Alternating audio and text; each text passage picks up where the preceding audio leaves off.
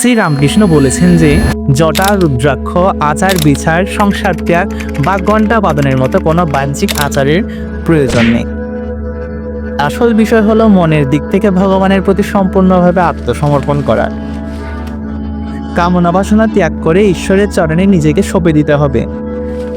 এটা শুধু মুখে বলা নয়, বরং মন থেকে সবই তার ইচ্ছা, এই বিশ্বাস ধারণ করা উচিত,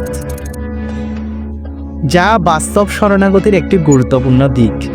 তিনি আরও বলেছেন, নিজেকে সবসময় পাপী মনে না করতে, সবসময় না ভাবতে আমি পাপী, আমি একবার ঈশ্বরের নাম নিয়েছি, আমি একবার শ্রীরামের নাম নিয়েছি, আমি একবার ভগবানের নাম নিয়েছি, তাহলে আমার আবার কিসের পাপ?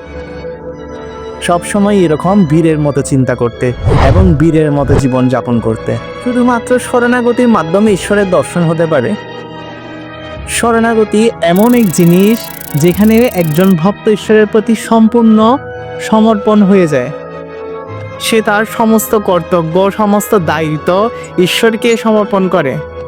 সে এটাই মনে করে যে তার কোনো শক্তি নেই, তার কোনো বোঝার ক্ষমতা নেই, তার কোনো বুদ্ধি নেই। সে সব কিছু, সব ধরনের বিষয় ঈশ্বরের প্রতি সমর্পণ করে দেয়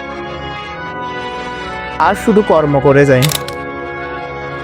এর সমর্পণ মন থেকে আসতে হয়, আর যদি মন থেকে একবার আসে তাহলে অবশ্যই ঈশ্বর দর্শন হয়।